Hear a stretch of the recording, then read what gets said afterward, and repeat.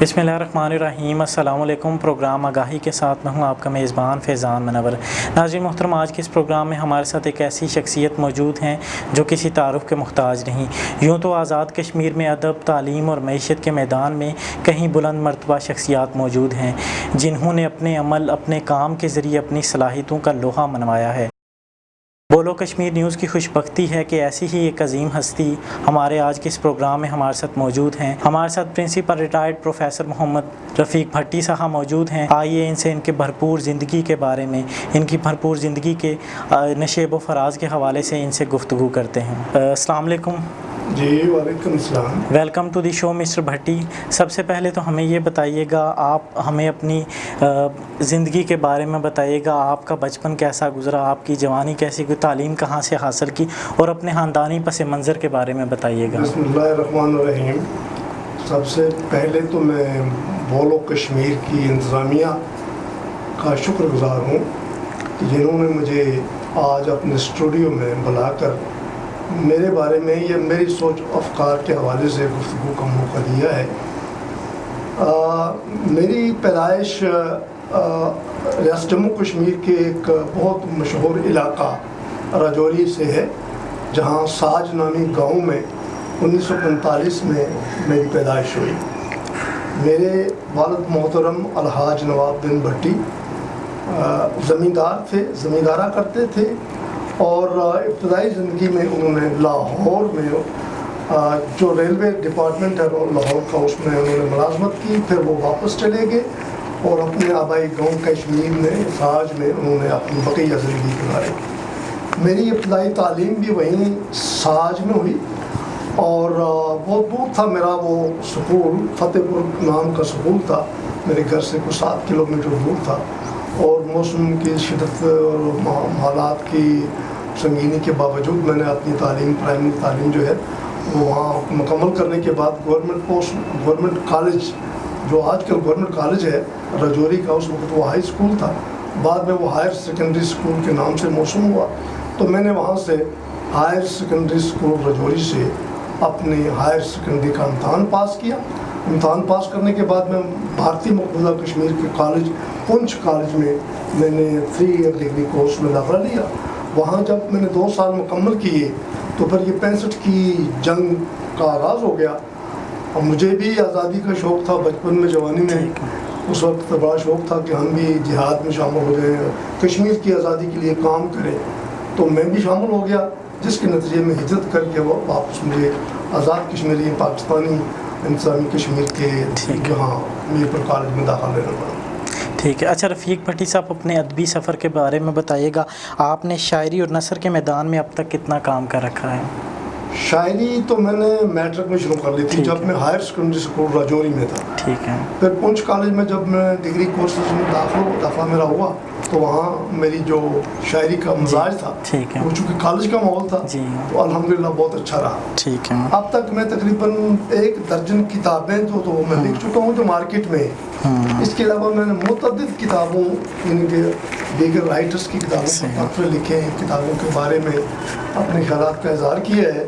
मेरी 1 दर्जन किताबें हैं, जिनमें सुतून दार है, लहू नगर है, मौसनीन कश्मीर है, कर्ज हसना है, ईरान सगीर से ईरान कबीर तक का सफ़र है, दोस्ती का सफ़र है, हरमैन के मुसाफिर। ये मेरा, जब मैं उम्रा करने के लिए, उम्रा शरीफ करने के लिए गया, तो उस हवाले से मेरा ये सफ़रनामा है, हरमैन के मुसाफिर। और इसी तरह मियाँ मोहम्मद बख्श फ़न और शख्सियत के हवाले से मेरी बहुत ही तहकीकी किताब है, आसमानी शहर का ज़मीनी सफ़र। ये हांगकांग का जब मैंने विज़िट किया, तो हांगकांग के हवाले से जो मैंने किताब लिखी, उसके कल्चर के हवाले से, उसकी तजारती सरगर्मियों के हवाले से, या उस हांगकांग के हवाले जुमला उसके जो मामलात हैं उस बारे में जो मैंने किताब लिखी, उसका नाम रखा था आसमानी शहर का ज़मीनी सफ़र। ठीक है। अच्छा। तो उसके बाद मेरी जो किताब आई है, अभी एक ताज़ा किताब आई है, यादों की सौगात। ठीक है। तो 10-12 किताबें हैं जो मार्केट में मौजूद, और इसमें 3 किताबें कश्मीर के हवाले से हैं, ठीक है, और बाकी नसर की हैं, कुछ यानी कि समाजियात पर हैं, कुछ माशियात पर हैं। अच्छा प्रोफेसर साहब, आज़ाद कश्मीर अदबी सूरत हाल पर तबसरा कीजिएगा।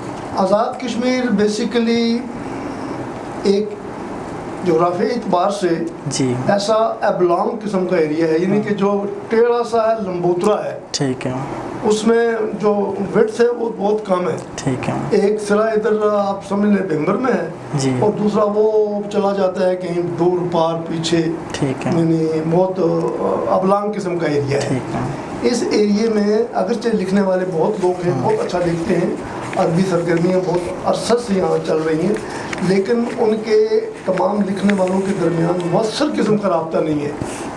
انڈیویجولی، انفرادی طور پر لوگ جو ہیں یا شاعر جو ہیں یا ادیب جو ہیں یا قلمکار جو ہیں وہ بہت اچھا ادب تخلیق کر رہے ہیں، لیکن اس کی شناخت اس لیے نہیں ہو رہی کہ ہمارے یہاں آزاد کشمیر میں شناخت پذیری کے حوالے سے کوئی منظم مربوط نظام نہیں ہے.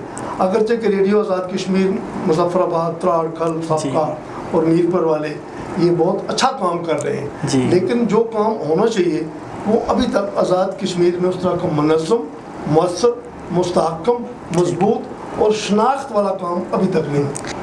رفیق بھٹی صاحب، اپنی وہ نظم یا غزل ہمیں سنائیے جو آپ کی شہرت کا باعث بنی ہو. بات یہ ہے کہ لکھنے والا شاعر جو ہے وہ اپنی ہر غزل کو اپنا حاصل کلام سمجھتے ہیں، پھر بھی جیسے آپ نے فرمایا، جیسے حکم کیے، تو ایک غزل میں گوش گزار کرتا ہوں سامعین کی. چاند کی محفل سجا ٹھیک ہے اور چاندنی کی بات کر. کیا بات ہے.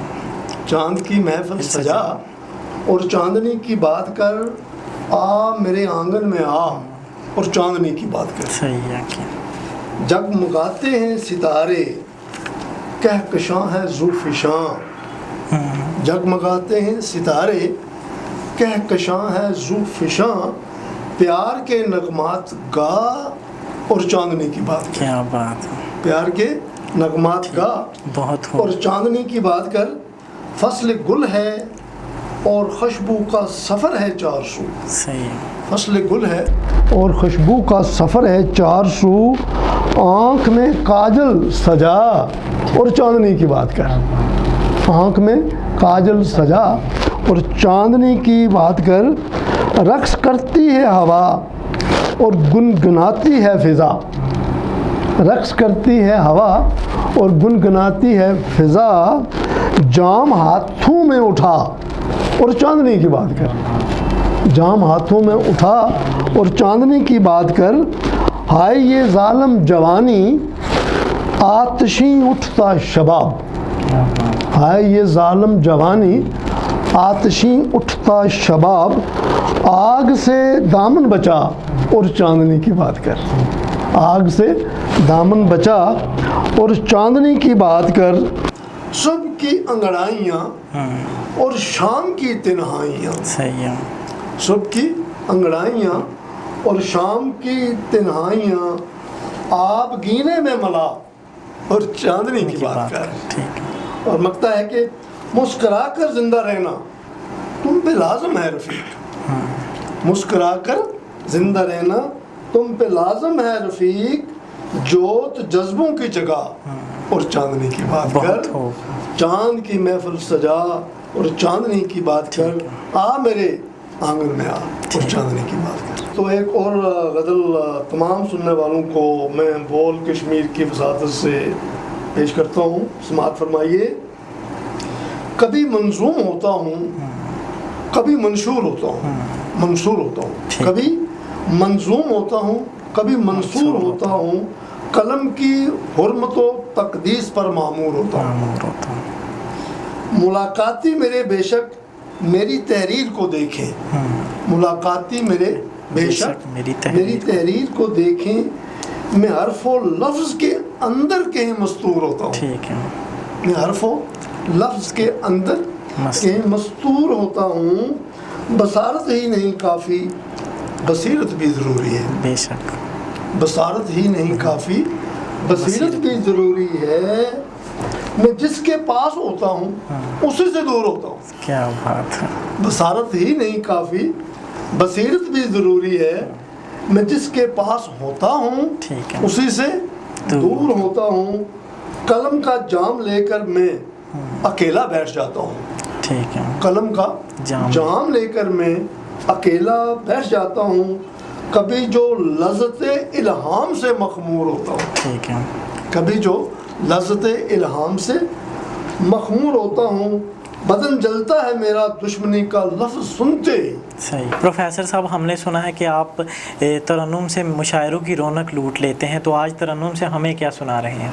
ज़ाहिर है जी, कलाम अच्छा हो और तरन्नुम हो तो सोने पे सुहागा हो जाता है। मैं कोई इतना अच्छा मुतरन्नम किस्म का शायर तो नहीं हूँ, लेकिन शौक़ है, बड़े इनामाक से लिखता हूँ और जब कभी मजलिस अच्छी हो तो थोड़ा सा तरन्नुम भी लगा लेता हूँ। तो आज इस तरन्नुम के हवाले से मैं कश्मीर पर एक मेरी जो नज़म है वो तमाम देखने वालों और सुनने वालों की खिदमत में पेश करूँगा। पाँव में जंजीर पड़ी है, ये कश्मीर के हवाले से मेरी गज़ल नज़म है।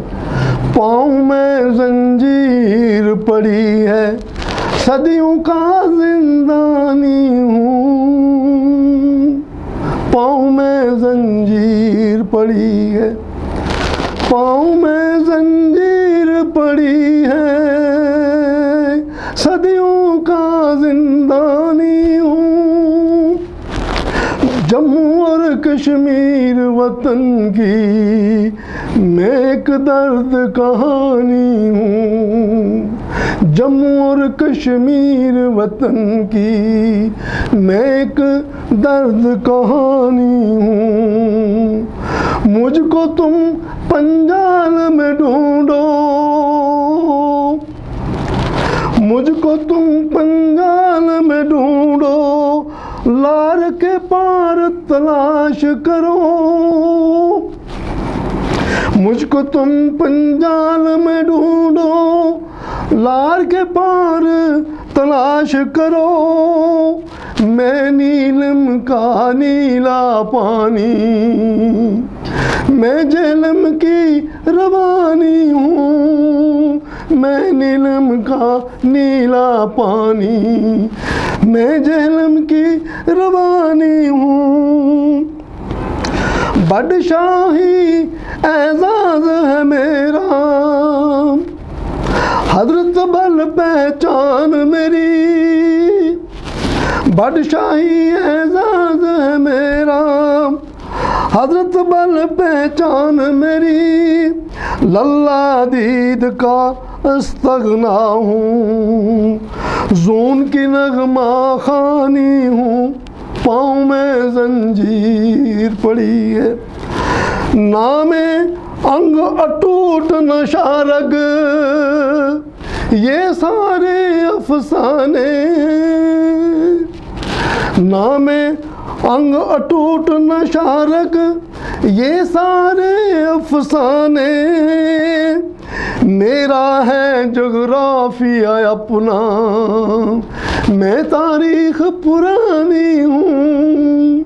मेरा है जोग्राफिया अपना, इल्म अदब है दौलत मेरी, फन मेरा सरमाया है।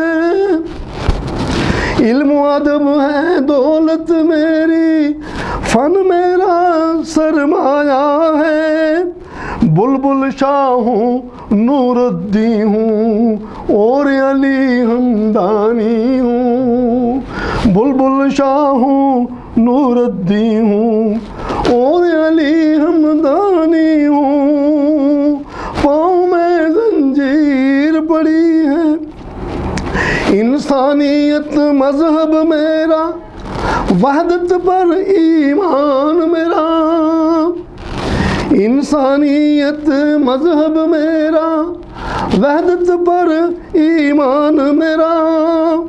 मैं पंजाल का पंजाली हूँ, झील वलर का पानी हूँ। मैं पंजाल का पंजाली हूँ। डल में शिकारे से कोई जाकर मेरे मनाज़र को देखे। डल में शिकारे से कोई जाकर मेरे मनाज़र को देखे।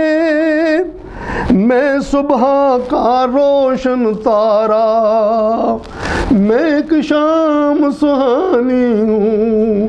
पाँव में जंजीर पड़ी है, صدیوں کا زندانی ہوں، جموں اور کشمیر وطن کی میں ایک درد کہانی ہوں۔ اور شاعر مشرق نے جو لکھا، سچ لکھا، برحق لکھا، فطرت کے ملبوس میں لپٹی قدرت کی عریانی ہوں، فطرت کے ملبوس میں لپٹی قدرت کی عریانی ہوں۔ اور بہتے دریا، گرتے جھرنے، میٹھے چشمے، سندر پھول، بہتے دریا، گرتے جھرنے، میٹھے چشمے، سندر پھول، میں دنیا میں خلد بری کی روشن ایک نشانی ہوں، میں دنیا میں خلد بری کی روشن ایک نشانی ہوں۔ نغمے میرے یاد رکھیں گے لوگ رفیق قیامت تک، نغمے میرے یاد رکھیں گے لوگ رفیق قیامت تک، آزادی کا نغمہ خواہ ہوں، آزادی کا نغمہ خواہ ہوں، شہداء کی قربانی ہوں، پاؤں میں زنجیر پڑی ہے، صدیوں کا زندانی ہوں، میں جموں کشمیر وطن کی میں ایک درد کہانی ہوں، پاؤں میں زنجیر پڑی ہے۔ بہت شکریہ جی جی، یہ ایک غزل ہے، ترنم سے پڑھ دیتا ہوں۔ آرزو کے لاشیں اٹھائے بزم جانا میں آئے ہوئے، آرزو کے لاشیں اٹھائے بزم جانا میں آئے ہوئے، جانے جانے من کہنے والے اپنے چہرے چھپائے ہوئے، جانے جانے من کہنے والے، جب سے ہاتھوں میں تھاما ہوا ہے ہم نے ہلا جو سرمد کا دامن، ہم پہ تکفیر کا در کھلا ہے، لوگ پتھر اٹھائے ہوئے، آرزو کے لاشیں اٹھائے، دل کے جس پہ بھروسہ تھا مجھ کو اب دھڑکنے پہ راضی نہیں ہے، دل کے جس پہ بھروسہ تھا مجھ کو اب دھڑکنے پہ راضی نہیں ہے، دیکھیے اب یہ کیا گل کھلائے، سرجری بھی کرائے ہوئے، دیکھیے اب یہ کیا گل کھلائے، مندمل ہیں بظاہر ولیکن زخم اندر سے سارے ہرے، مندمل ہیں بظاہر ولیکن زخم اندر سے سارے ہرے، ہم رقیبوں کو کیسے بتائیں، ہم رقیبوں کو کیسے بتائیں، دوستوں کے لگائے ہوئے، رقیبوں کو کیسے بتائیں، دوستوں کے لگائے ہوئے، زخم پر زخم کاری لگے ہیں، چوٹ پر چوٹ کھائے ہوئے، زخم پر زخم کاری لگے، چوٹ پر چوٹ کھائے ہوئے، دیکھ کر بے رخی دلبروں کی، سوچ کر بے دلی ہم دلوں کی، زخم پر زخم کاری لگے ہیں، چوٹ پر چوٹ کھائے ہوئے، آرزوؤں کے لاشیں اٹھائے بزم جانا میں آئے ہوئے، جانے جان جانے من کہنے والے اپنے چہرے چھپائے ہوئے۔ رفیق بھٹی صاحب، آپ کی ایک کتاب یادوں کی سوغات جو اس وقت آپ کے ہاتھ میں ہے، اس کے پس منظر سے ہمیں آگاہ کیجیے گا کہ کیوں آپ نے یہ کتاب لکھی؟ جی، اولاد انسان کو بہت پیاری ہوتی ہے، اور کہتے ہیں کہ بیٹا تو اللہ کی کرم نوازی ہوتی ہے، لیکن بیٹیاں اللہ کی رحمت ہوتی ہیں۔ تو میری ایک بیٹی 1974 میں فوت ہو گئی تھی، وہ 3 سال کی۔ وہ مجھ سے بہت محبت کرتی تھی، میں جب بھی کبھی کالج میں پڑھانے جاتا میرے پیچھے بھاگتی، جب میں کالج سے واپس آتا، گھر میرا کالج کے بالکل قریب تھا، کوٹلی کالج کی بات ہے، تو وہ مجھے راستے میں آ کے ملنا شروع کر دیتی تھی۔ اچانک وہ بیمار ہوئی اور فوت ہو گئی، اور یہ 74 کی بات ہے۔ 74 سے لے کر اب تک میں جب بھی کبھی اس کے بارے میں سوچتا ہوں تو مجھے آنسو آ جاتے ہیں۔ وہ مجھ سے بہت محبت کرتی تھی۔ تو پھر اسی وقت 74-75 میں نے اس پر ایک مرثیہ لکھا تھا، اس کی یاد میں مرثیہ لکھا تھا۔ وہ مرثیہ 3 نظموں پر مشتمل تھا۔ میں جب کبھی پڑھتا تو رو جاتا، بہت روتا تھا۔ میں نے سوچا کہ یہ رونے کا فائدہ کیا ہے، کب تک روؤں گا، میں اس کو لکھ لوں، چونکہ وہ 3 ہی نظمیں تھیں، کتاب نہیں بنتی تھی۔ تو پھر میں نے اپنے قوم اور اپنے وطن کے حوالے سے کچھ مزید نظمیں اس میں شامل کی، اور چونکہ تعلق ان کا وہی میری جذباتیت سے ہے، یہ محبت سے، مٹی سے محبت یا اولاد سے محبت کا تھا، اس لیے میں نے یہ چھوٹی سی کتاب اپنی بیٹی کے نام موسوم کر کے یہ یادوں کی سوغات کے نام سے چھاپی ہے۔ یہ اس کی فرنٹ ہے اور یہ اس کا بیک ٹائٹل ہے۔ کتاب بیسیکلی میری بیٹی کی یاد میں 3 نظمیں ہیں جو مرثیے کی حیثیت رکھتی ہیں، باقی اس کے ساتھ جو نظمیں ہیں وہ وطن کی محبت یا اپنے لوگوں سے محبت کے حوالے سے ہیں، چونکہ میری بیٹی اور میری قوم ان کا کوئی فرق نہیں ہے، اولاد اور اپنے لوگ جو ہیں ان میں فرق زیادہ نہیں ہوتا ہے، اس لیے میں نے کچھ نظمیں مزید شامل کی ہیں۔ جی، تو اس میں چونکہ یہ کافی طویل اس میں وہ ہیں، لیکن میں کچھ اس بیٹی کے حوالے سے جو میں نے ابتدا میں اس کا مرثیہ لکھا ہے اس کی ایک نظم سنا دیتا ہوں۔ بیٹی کا نام تھا نادرہ نورین۔ تو نادرہ تیری جدائی عمر کا آزار ہے، نادرہ تیری جدائی عمر کا آزار ہے، دل میرا اجڑے ہوئے گھر کی در و دیوار ہے، موت کا شبخون اندوہناک جانے مختصر، فطرت بے رحم کے دست ستم سے الحذر، چیخنا تیرا سنا کرو بیانے صاف صاف، پڑ گئے ہیں سینہ افلاک میں گہرے شگاف، تھی تیری معصوم آنکھوں میں تمنائے حیات، تو نے شاید مجھ کو سمجھا تھا حکیم کائنات، میں مگر تیری طرح کمزور تھا مجبور تھا، گرچہ دل تیری محبت سے میرا معمور تھا، توتلی باتوں سے وہ تیری زباں آموزیاں، کیا خبر تھی ان میں ہے میرے لیے جاں سوزیاں، چپ کے تیرا میرے پیچھے پیچھے دوڑنا، آ کے دروازے کی جالی سے تیرا منہ جوڑنا،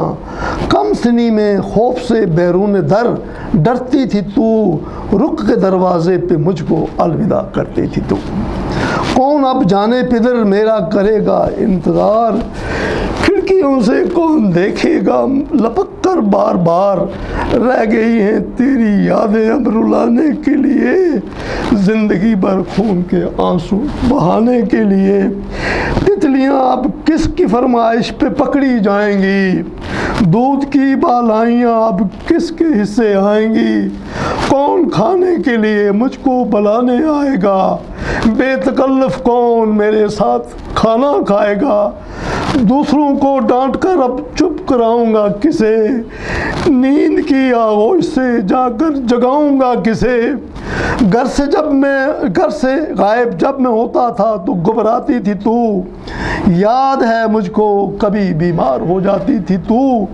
خوف تنہائی سے تو ڈرتی تھی اب تنہائی ہے، اپنے اس تاریک مرکز میں بھی کیا گھبرائی ہے،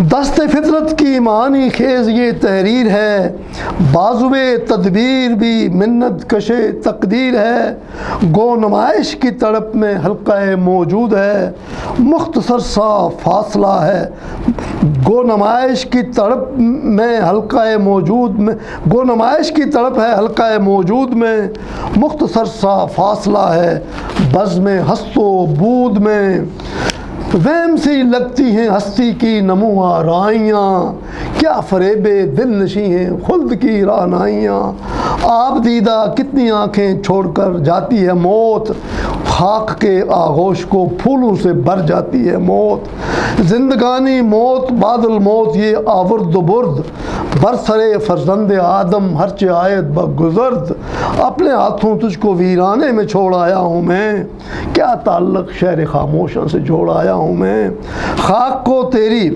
وصال خاک سے تسکین ہے، روح کو تیری حریم ذات میں تامین ہے،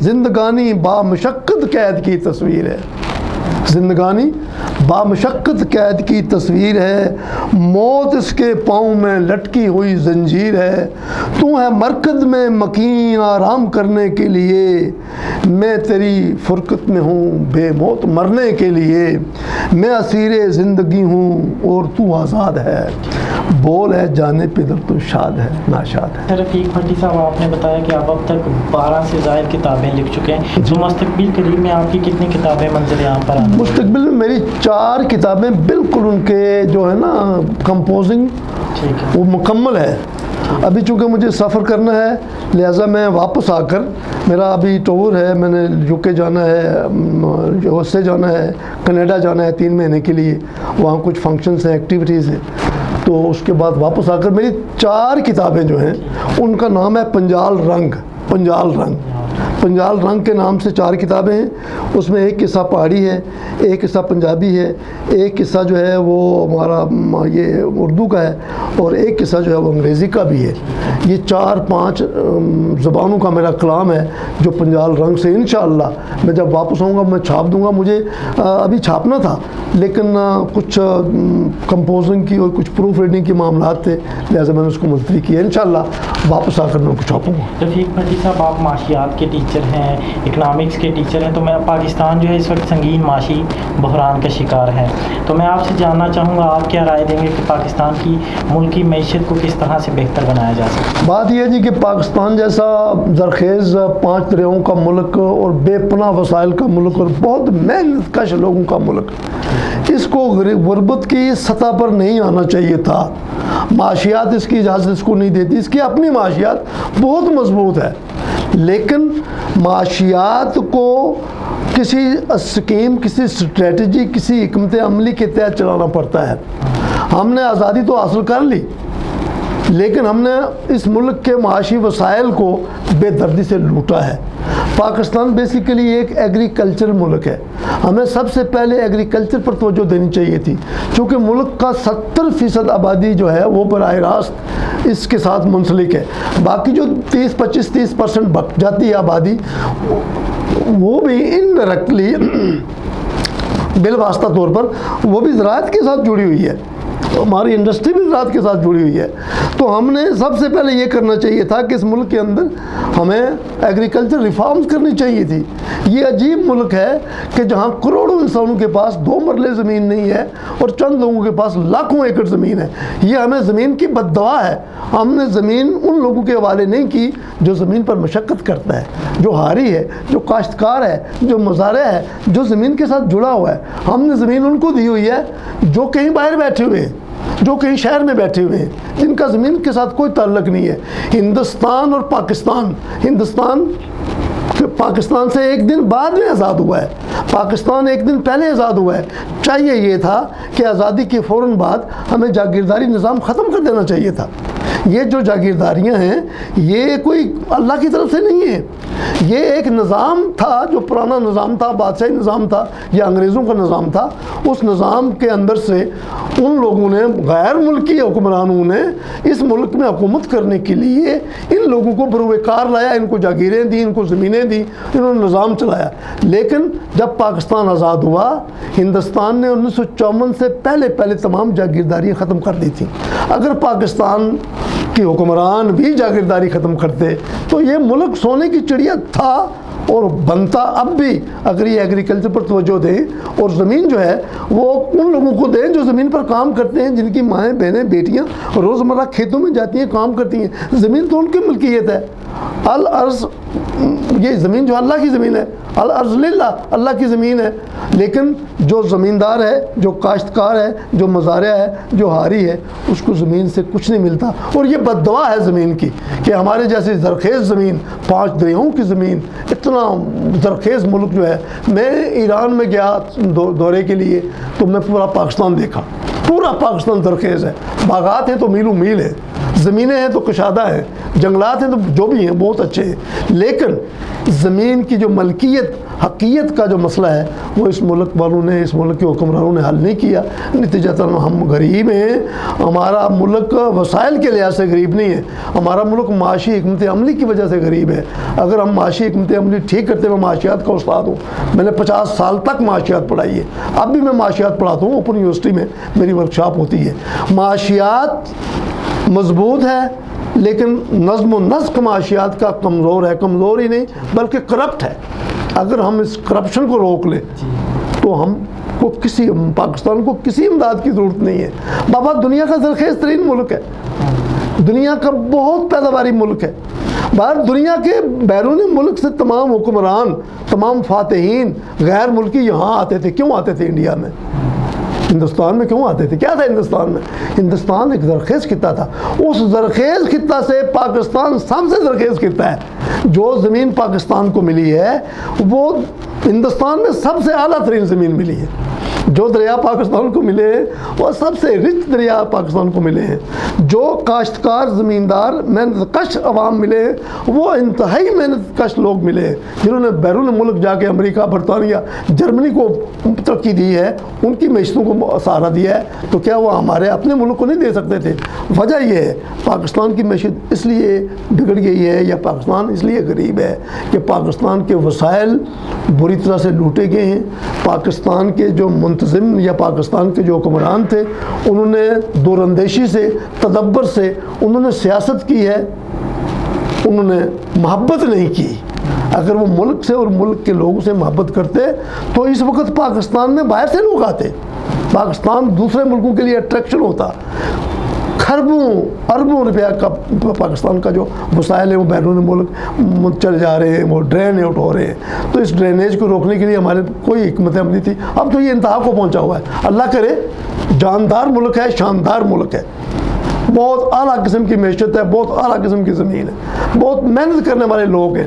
اور اگر یہ ہمارے حکمران اور جو معیشت دان ہیں اگر وہ اس زمین کو اور اس کے وسائل کو، اس کو صحیح طور پر ایکسپلائٹ کریں، صحیح طور پر تقسیم کریں، یعنی کہ ایک اکنامک جسٹس نہیں ہے، اکنامک جسٹس اگر دے دیں تو پھر یہ ملک بحال ہو سکتا ہے. اس میں کوئی ابھی ہمیں ڈرنے کی یا فکر کرنے کی ضرورت نہیں ہے. پاکستان مضبوط ملک ہے، توانا ملک ہے. صرف فرق یہ ہے کہ اس کی توانائی، اس کے اثاثے، اس کی دولت اس کے اندر استعمال ہونے کی بجائے باہر استعمال ہو رہے ہیں. ان کو لانے کے لیے اگر کوئی حکمت عملی مضبوط، توانا، طاقت والی، کوئی فکر نہیں کرنا چاہیے کہ کوئی ناراض ہو جائے گا یا کوئی لوگ جو ہے وہ مخالفت کریں گے. نہیں، عوام اور ملک اور ملت سے اور زمین سے محبت کرو اور اس کے راستے میں جو رکاوٹ ہے اس کو دور کرو. رفیق بھٹی صاحب، آپ نے بہت سے ممالک کا سفر کیا ہے، وہاں کے تعلیمی ادارے دیکھیں، تو آپ آزاد کشمیر پاکستان کے سرکاری اور نجی تعلیمی اداروں کی کارکردگی سے مطمئن ہیں یا نہیں؟ اور اگر مطمئن نہیں ہیں تو کیوں؟ دیکھیں جی، تعلیم بنیادی طور پر وہ عمل ہے جی جس سے کہ ہم قوموں کی کردار سازی کرتے ہیں. کردار سازی کا مطلب یہ ہوتا ہے کہ آپ جس بھی شعبے میں ہیں، ایجوکیشن میں ہیں، آپ انڈسٹری میں ہیں، آپ میڈیا میں ہیں، آپ ایگریکلچر میں ہیں، آپ امپورٹ ایکسپورٹ میں ہیں، یا جس بھی شعبے سے ہیں، آپ اس میں ایمانداری سے کام کریں. یہ کردار سازی تعلیم کے ذریعے سے ہوتی ہے. مجھے موقع ملا ہے، میں نے تقریباً 40 سال تک سرکاری شعبوں میں، یعنی کہ تعلیمی اداروں میں کوئی 23 سال تک پرنسپل رہا ہوں، لیکن پرنسپلی کے دوران بھی میں پڑھاتا رہا ہوں. اس کے بعد جب میں ریٹائر ہوا ہوں 2005 میں، اس کے بعد میں پرائیویٹ سیکٹر میں 10-15 سال میں نے پڑھایا ہے. میں جب سرکاری کالجوں میں تھا اس وقت میں آزاد کشمیر لیکچر سیشن کا صدر تھا. میں آزاد کشمیر کی پرنسپل سیشن کا بھی کنوینر رہا ہوں. جب میں پرائیویٹ سیکٹر میں آیا ہوں پڑھانے کے لیے، میں نے شاہ ہمدان میں پرنسپل رہا ہوں، شاہ ہمدان میں پڑھایا ہے. میرپور کالج آف کامرس کا پرنسپل رہا ہوں، میرپور کامرس میں پڑھایا ہے.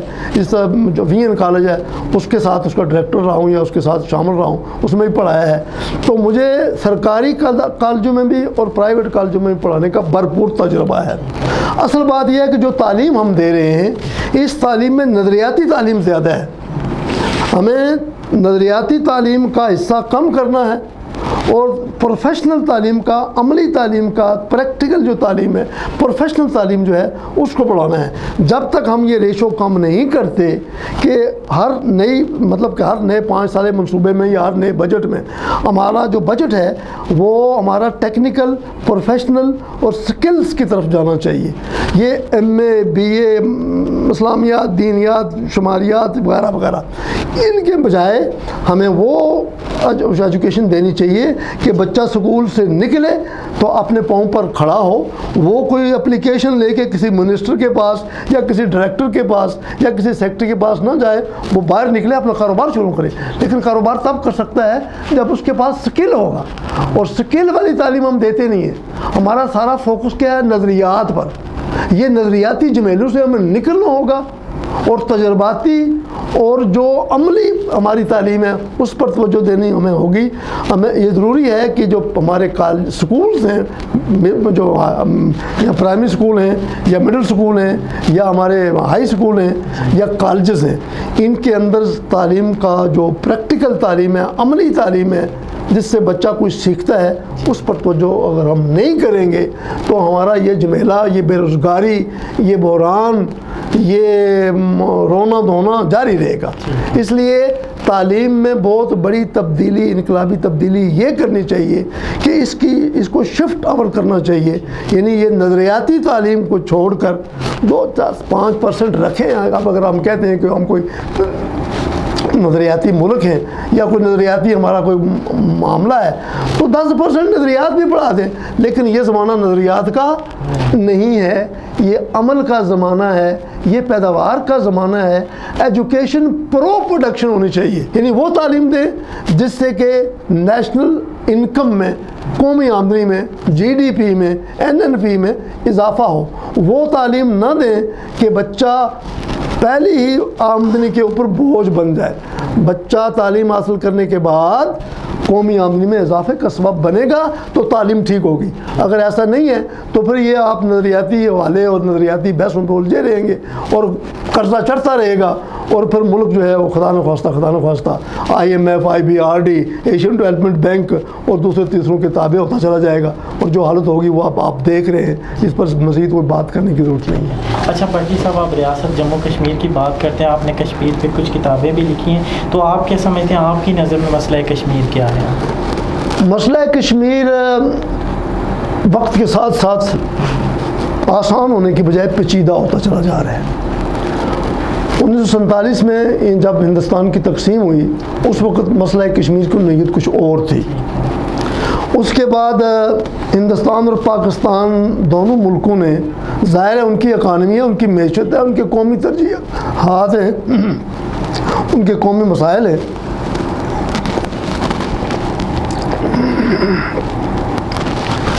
ان کی عسکری ضرورتیں ہیں، ان کی اسٹریٹجی کی ضرورتیں ہیں. ہمیں دونوں سے کوئی اختلاف نہیں ہے. ہر ملک کا حق بنتا ہے وہ اپنی ترقی بھی کرے، اپنا ڈیفنس بھی کرے، اپنے لوگوں کو ترقی بھی دے. لیکن پچھلے 70 سالوں سے ہندوستان اور پاکستان دونوں کی جو حکومتیں ہیں وہ اپنا زیادہ آمدنی جو ہے وہ صرف مسئلہ کشمیر کے حوالے سے ضائع کر رہی ہیں. ٹھیک ہے. کشمیر کا مسئلہ اتنا پیچیدہ نہیں تھا جتنا ہم نے خود بنا دیا ہے. بہت آسان مسئلہ تھا نا کہ بھائی کشمیریوں نے اقوام متحدہ کی مطلب کہ چارٹر کے مطابق یا حقوق انسانی کے مطابق اپنے حق خود ارادی استعمال کرنا تھا. لیکن چونکہ اس میں دونوں پارٹیوں کے اپنے مفادات تھے، پارٹیوں سے مراد ہندوستان پاکستان کے مفادات تھے. پاکستان سے کشمیر کا جو تعلق ہے وہ نظریاتی نہیں ہے، قدرتی ہے. یعنی پاکستان کشمیر کے ساتھ جڑا ہوا ہے، کشمیر پاکستان کے ساتھ جڑا ہوا ہے. دونوں کے ساتھ ان کا بارڈر، ان کے تعلقات سماجی، مذہبی، دینی اور دیگر سب پاکستانیوں اور کشمیریوں کے بالکل جڑے ہوئے ہیں. لیکن جس طریقے سے پاکستانی حکمرانوں نے کشمیر کے مسئلے کو حل کرنے کے لیے جو حکمت عملیاں اختیار کی ہیں وہ ناقص تھیں. نتیجتاً ہم جیتنے والے جو تھے، جن کا حق بنتا تھا، ان کے حق کو کوئی تسلیم نہیں کرتا، اور ہندوستان جس کا کوئی حق نہیں بنتا اس کے حق کے ساتھ ساری عرب بھی اس کے خلاف نہیں بولتے، یورپ کے ملک بھی انڈیا کے خلاف نہیں بولتے. حالانکہ روزانہ آپ دیکھتے ہیں کشمیر کے اندر، سری نگر کے اندر کیا ہو رہا ہے. بالکل اوپن جبر ہو رہا ہے، اوپن لوگوں کے ساتھ عصمتیں لوٹی جا رہی ہیں، پیل گنوں کے ساتھ فائرنگ ہو رہی ہے، اور پتہ نہیں کتنے لوگ شہید ہو رہے ہیں، اور لوٹ جاری ہے، اور ہندوستانی فوج جو ہے وہ جبر کر رہی ہے. اتنا کچھ ہونے کے باوجود پاکستان اس مسئلے کو کیش نہیں کرا سکا. پاکستان سے مراد پاکستانی حکمران، عوام نہیں.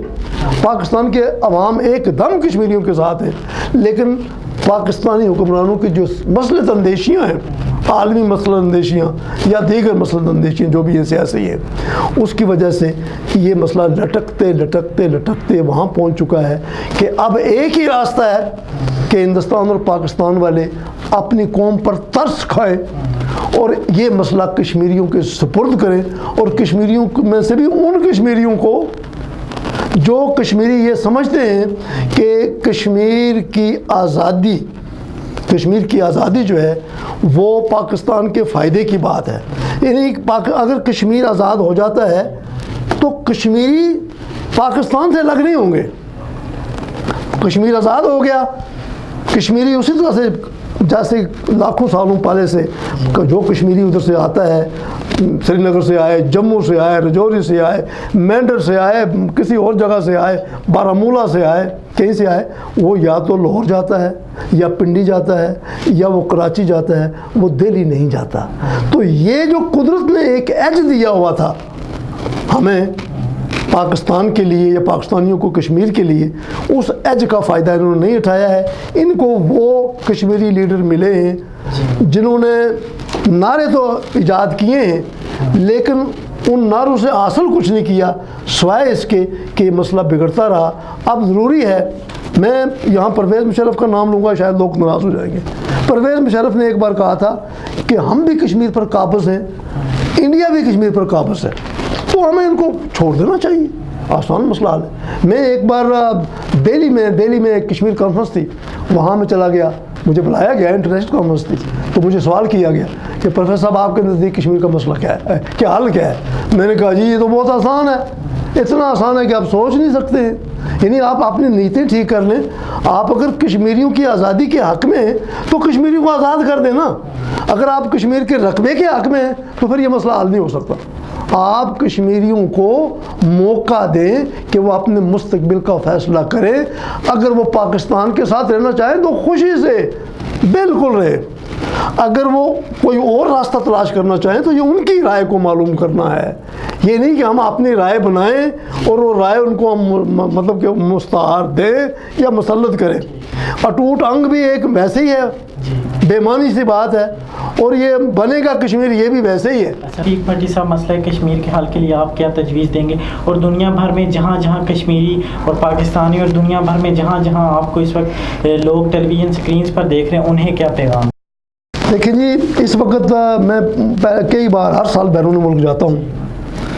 اگر کشمیر کا مسئلہ، کشمیر کا حقیقی مسئلہ اگر زندہ ہے، سروائیو کر رہا ہے، تو ان لوگوں کی وجہ سے ہے جو بیرون ملک بیٹھے ہوئے ہیں. جو لندن میں بیٹھے ہیں، جو امریکہ میں ہیں، جو نیو یارک میں ہیں، جو جرمنی میں ہیں، جو بیرون ملک ہیں، جو ہانگ کانگ میں بیٹھے ہوئے ہیں، یعنی وہ کشمیری اور وہ پاکستانی جو بیرون ملک بیٹھے ہوئے ہیں، وہ کشمیر کے لیے ہر طرح کے لیے اس کشمیر کی آزادی کے لیے بالکل تیار ہوتے ہیں۔ لیکن جب ہم پاکستان کے اندر دیکھتے ہیں تو یہاں چونکہ سیاست جو ہے وہ اتنی الجھی ہوئی ہے کہ پاکستان اور ہندوستان دونوں یہ اپنے داخلی سیاست کے اندر یوں الجھے ہوئے ہیں کہ کشمیر کو ایک کلک کے طور پر، ایک کلچ کے طور پر وہ استعمال کرتے ہیں۔ کشمیریوں سے محبت کم ہے، کشمیر سے محبت زیادہ ہے، اور جب تک کشمیریوں سے محبت کا واضح دو ٹوک اعلان نہیں ہوتا اور کشمیریوں پر بھروسہ نہیں کیا جاتا، مجھے پتا ہے کہ کشمیریوں نے کیا کرنا ہے۔ میں پہلے بتا چکا ہوں کہ کشمیر کا پاکستان کے ساتھ تعلق نعرے اور نظریے کی وجہ سے نہیں ہے بھائی، یہ قدرت نے فیصلہ کیا ہوا ہے، قدرت نے فیصلہ کیا ہوا ہے، اس قدرت کے فیصلے نے بالآخر ہونا ہے۔ لہٰذا میں اپنے بالخصوص مہربان پاکستان کے عوام اور پاکستان کے حکمرانوں کو یہی کہوں گا، اور بیرون ملک جو ہمارے کشمیری بھائی ہیں ان سے یہ کہوں گا کہ کشمیر کے مسئلے کو ریویو کرو، ریوائز کرو، جدید جو مطلب کہ جو صورتحال ہے سیاسی، عالمی سیاسی پس منظر جو ہے اس کے اندر رہتے ہوئے کشمیر کے مسئلے کو عصر نو دنیا کے سامنے لاؤ، اور دنیا کے سامنے لانے کے لیے اگر حکومت، ہماری آزاد کشمیر کی حکومت بھی حصہ ڈالتی ہے تو پھر ان لوگوں کو بھیجے بیرون ملک جو کشمیر کے مسئلے کے تاریخ و جغرافیے سے واقف ہیں، ثقافت سے واقف ہیں، زبان سے واقف ہیں، معاملات سے واقف ہیں۔ ان کو نہیں بھیجو جو الیکشن لڑ کے وزیر بن جاتے ہیں اور جناب وہ پیسے لے کے بیرون ملک جاتے ہیں۔ میں ایک بار گیا، میں بات موقع پہ یاد آ گئی، میں اسلام گڑھ کالج کا پرنسپل تھا، مجھے ایک کالج نے سپانسر کیا، اولڈم کالج نے، بہت بڑا کالج ہے وہ۔ میں اس کالج میں گیا، 1.5 مہینہ انہوں نے میری آؤ بھگت کی، مجھے پورے مطلب اس علاقے کے تمام تعلیمی اداروں کا معائنہ میں نے کیا، اس کی رپورٹ بھی میں نے لکھی، دوستی کا سفر میری کتاب ہے وہ لکھی ہوئی ہے، اور میں وہاں سے 50,000 روپیہ نقد، 20 کمپیوٹر اور 4 پرنٹر لا کے میں نے کالج کو دیے ہیں۔ تو میں نے یہ پوچھا تھا اس وقت جب میں پرنسپل تھا کہ ہمارے آزاد کشمیر سے جو وزیر اور مشیر بیرون ملک سرکاری دورے پر، میں نے 1 پیسہ بھی سرکار کا استعمال نہیں کیا تھا، 1 پیسہ بھی نہیں کیا تھا، کہ وہ لوگ جو بیرون ملک کشمیر کی جنگ لڑنے کے لیے یا کشمیر کا مسئلہ حل کرنے کے لیے جاتے ہیں یا وفد کے طور پر جاتے ہیں کوئی بھی مسئلہ لے کے، وہ واپس آ کے کیا دیتے ہیں، کیا دیا انہوں نے؟ بھائی میں ایک ماسٹر ہوں، میں گیا ہوں، میں نے 50,000 روپیہ لا کے دیا کیش، 20 کمپیوٹر بھائی اس وقت 2005 میں پینٹیم 2، 4 پرنٹر لا کے دیے۔ یار بندہ جائے کوئی کام کرے نا۔ تو مجھے کوئی بتایا مجھے حکومت نے کتنے پیسے دیے تھے؟ میں نے آرام ہے ایک دینا مجھ پر حکومت کے خزانے سے، میں نے کچھ دیا ہے؟ لیا نہیں ہے۔ تو یہ اپروچ ہے، ان لوگوں کو کشمیر کا مسئلہ سپورٹ کرو جو کشمیر کی ثقافت کو، تاریخ کو، جغرافیے کو، اس کی جدوجہد کو سمجھتے ہیں، اور یہ بھی سمجھتے ہیں کہ جو اصلی ہماری سیاسی عالمی جو معاملات ہیں اس میں ہم کام کھڑے ہیں۔ ان معاملات کو جو لوگ سمجھتے ہیں، ہمارے لوگوں کو تو یہ بھی نہیں پتا کہ جناب یہ ہمارا کشمیر کا جو بیرنامہ امرتسر ہوا تھا وہ کب ہوا تھا، یہ جو ہمارا مختلف قسم کے معاہدات ہوئے ہیں وہ کیا ہے، ہمارے لوگوں کو تو یہ بھی نہیں پتہ ہے۔ سب سے بڑی جو بدقسمتی ہے کہ کشمیر کا اصل حقیقی نصاب آج تک ہم نے پڑھایا نہیں ہے، کہانیاں پڑھائی ہیں، نظریے پڑھائے ہیں، حقائق نہیں پڑھائے۔ جب تک ہم حقائق کی طرف واپس نہیں آئیں گے، اور اس کے لیے ہمارے بیرون ملک جو لوگ ہیں کشمیری جتنے بھی ہیں ان کو چاہیے کہ وہ کشمیر کی آزادی کے لیے اپنی صفاقتکاری کا عمل تیز کریں، کیونکہ اب یہ زمانہ میڈیا کا ہے اور معاشیات کا ہے، نعروں کا نہیں ہے، نہ نظریوں کا ہے، میڈیا کا ہے اور معاشیات کا ہے۔ اپنی معاشیات درست کریں اور معاشیات اپنی جو ہے وہ وطن کی آزادی کے لیے اس کا استعمال کریں۔ ایک محکوم کشمیر پسند ہے آپ کو یا کہ ایک آزاد کشمیر پسند ہے آپ کو؟ اگر آپ نے اس کو محکوم ہی رکھنا ہے تو رکھیں، لیکن اگر آپ کو کشمیر اور کشمیریوں سے محبت ہے تو اس کی آزادی کی بات کریں۔ آزادی پاکستان کے فائدے کی بات ہے۔ میں 2 ٹوک اپنی اس عمر کے حصے میں، جبکہ میرا ہارٹ آپریشن بھی ہوا ہے، میں 2 ٹوک بتا رہا ہوں پاکستان کے حکمرانوں کو بھی، پاکستان کے لوگوں کو بھی، کشمیریوں کو بھی اور عالمی رائے عامہ کو بھی، کہ کشمیریوں کو موقع دو کہ وہ اپنے مستقبل کا فیصلہ کریں، اور جو وہ فیصلہ کریں گے وہ بہتری ہوگا، اور مجھے یقین ہے کہ پاکستان کے حق میں بہتر ہوگا۔ بہت بہت شکریہ پروفیسر محمد رفیق بھٹی صاحب آج کے اس پروگرام کے Thank you very much. آپ نے وقت دیا. ناظرین محترم، یہ تھا آج کا پروگرام. آپ نے پروفیسر محمد رفیق بھٹی ہمارے مہمان سے پرمغز علمی و ادبی گفتگو سنی اور یقیناً آپ ان کی شاعری سے محظوظ ہوئے ہوں گے. اور ناظرین محترم، ہمیں امید ہے کہ آج کا ہمارا یہ پروگرام آپ کو پسند آیا ہوگا. آج کی یہ ہماری کاوش آپ کو پسند آئی ہوگی. اپنا بہت سارا خیال رکھیے گا. آج کے پروگرام سے اتنا ہی، اور اگر مزید کسی اور اہم معاملے کی طرف آپ ہماری توجہ دلانا چاہیں تو ہمارا ای میل ایڈریس اور واٹس ایپ نمبر آپ اپنی ٹیلی ویژن سکرینز پر دیکھ سکتے ہیں. تو آج کے لیے اپنے میزبان فیضان منور کو اجازت دیجیے. اللہ اللہ حافظ.